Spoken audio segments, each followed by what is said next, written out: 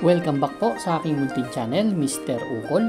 Nandito na naman po ang inyong lingkod para magbigay ng tips at giya. Para naman po sa araw na Biyernes, May 9, 2025. Meron tayo ulit na 7 karera na hinanda ng MMTCI para sa Bayang Karerista. At alas 5 pa rin po ang start ng karera. Rating based handicap system race pa rin po ang gagamitin. Bati tayo. Celestino Abejo, shout out kay Boss Celestino Abejo. Kay Boss Django ng Batang Cameron OTB, binabati ka po ni Angel. Kay Eliseo Flores, Marlon Fabi or Fabie, Sentis Pati Jr., Alberto Buyo, Albert Villaflor, Boss RB Borja. Shout out po sa inyo lahat. At kay Boss Chris Garcia, dyan sa Dangay OTB, no? Salamat sa pag-a-assist sa akin, Boss Chris Garcia. Start na po tayo. Race number 1, winner take all event, covers races 1 to 7. Meron tayong 12 kalahok. Distansya 1,400 meters. 3-year-old and above maiden race po ito. Placers, itong grupo na to.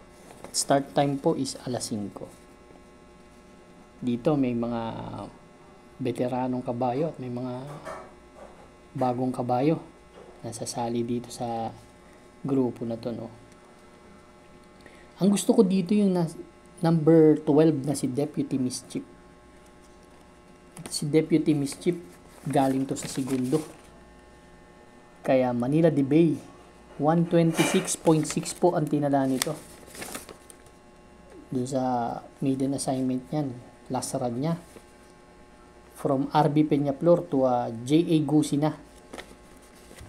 Yan. Si Deputy Mischief. Yan ang aking first choice. Ang second choice ko si Circus Crowd.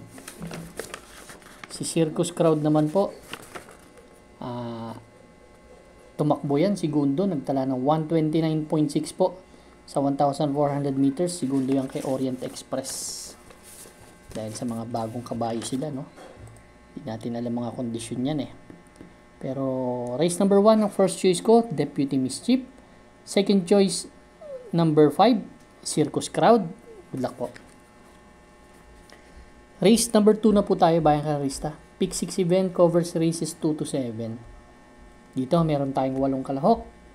Distance 1,200 meters. 6 to 10 split po itong grupo na to. At 5:30 PM ang start.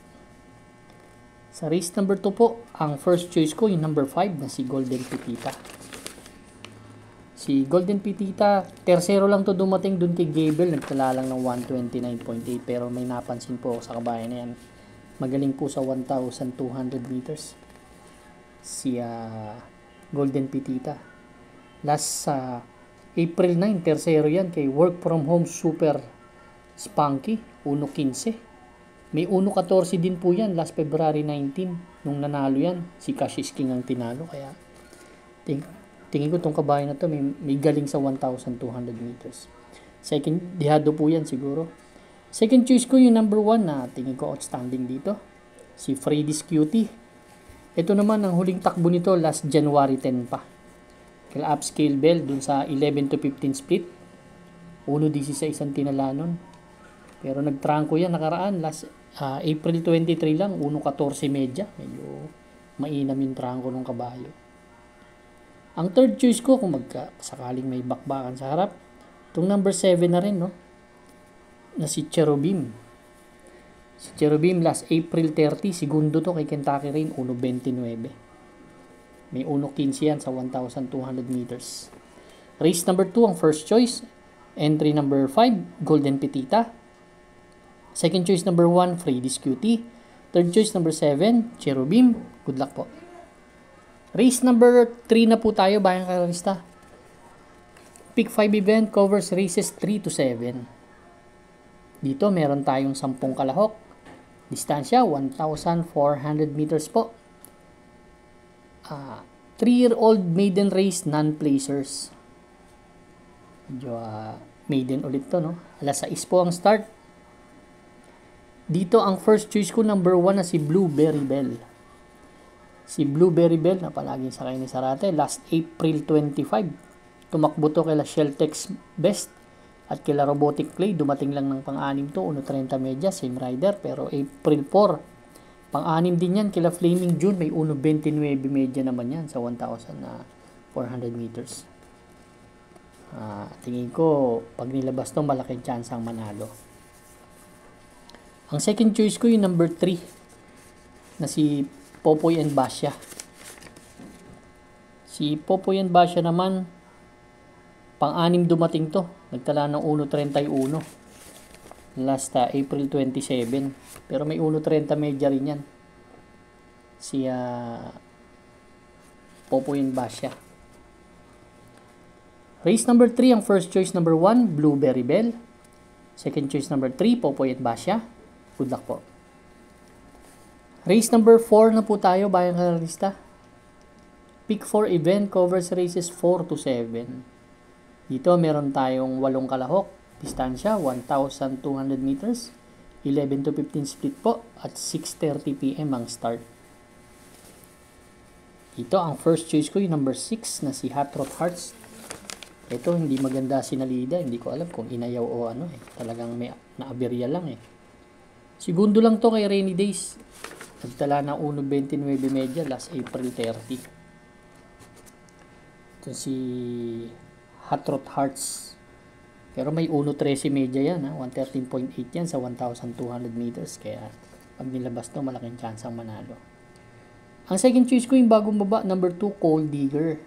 Galing yan sa 16 to 21. May 1.30 media rin yan sa 1,200 meters. Yan po ang aking second choice. Ang third choice ko po, pag na maganda salida, yung number 4 na si Namayan. Isang magandang salida lang, may chamba rin yan. Race number 4, ang first choice. Entry number 6, Hot Rod Hearts. Second choice number 2, Cold Digger. Third choice number 4, Namayan. Good luck po. Race number 5 na po tayo, bayang karalista. Last extra double and last daily double plus 1 po. Meron tayo dito nga 8 kalahok but 7 in betting numbers lang. 1,200 meters distance. Merge naman to ng 34 to 39 and 40 to 46 merge. Ito maraming mga bagong kabayo. Kung ano yung napupusuan nyo, yun ang magandang tayan dito eh. Pero ako, ang napupusuan ko yung number 8 na si Dissolve. Napanood ko yung trangko niyan last April 30. Photo finish yan kay Root Runner. Halos nakapigil lang din yan. 1.40. .2 ang tinakbo sa milya. Tingin ko malaking kabayo rin eh. 25 media kasi dating kaya nagustuhan ko tong kabayo na to. Sila Varati meron ding 1.25 media rin yan halos lahat to may panalo eh. Pero para sa akin ito ang gusto kong solohin dahil sa ganda ng post position. Number 8 si Dissolve. Good luck po.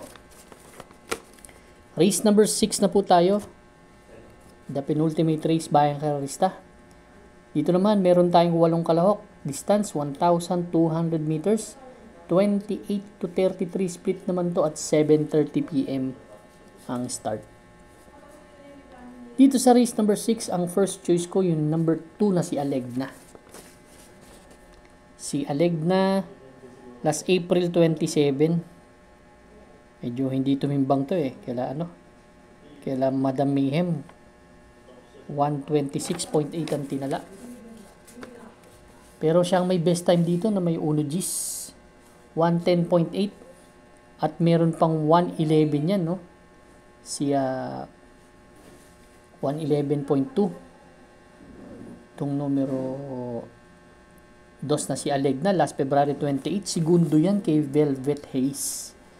Kaya kung sa tsempuhan lang medyo lamang tong kabayo na to, kaya lang minsan hindi maganda sumalida. Kaya magkukuha po akong second choice yung number 3 na si Boss Ako Naman. Ito may 1.12 media naman yan sa 1,200 meters. At galing sa dalawang panalo yan last March 9 and March 21. Galing yan sa panalo, kaya tingin ko nasa kondisyon yung kabayo. Malaking kabayo rin naman to. Kaya race number 6 ang first choice number 2, Alegna. Second choice number 3, boss ako naman. Yung mga kursunada nyo, pwede nyo kunin dito sa laban na to. Race number 7 na tayo, last and final race for Friday night racing. Paratingan ang ating mga exotics, winner take all, pick 6, pick 5, pick 4, last extra double, and last daily double plus 1. Meron tayong 8 kalahok dito, distansya 1,200 meters, 6 to 10 speed po itong grupo na to, at alas 8 ang start ng last race. First choice number 3, Professor Jones. Actually, gumawa ng unokin si Medya to Medyo bumubuti na si kabayo. Malaking kabayo to, itong veteran campaigner na to. Gamay ni JB Hernandez. Siguro pag nakauna ng prente, may chance ang manalo. Second choice ko si Laguna de Bay na may 1.15 rin. Actually, galing yan sa 11 to 15 split si Laguna de Bay. Ganda rin naman ang post position. Ang third choice ko, yung number 2 na si Winning Shot. Although hindi magandang tinakbo. Pero itong kabayo na to, medyo may magandang tinatakbo yan kapag kapag dihado yan. Kaya race number 7 po. Last race natin, ang first choice number 3, Professor Jones. Second choice number 6, Laguna de Bay. Third choice number 2, Winning Shot. Good luck po Bayang Karista. Maraming salamat po sa inyong walang sawang pagtangkilik sa aking munting channel. Good luck and stay safe.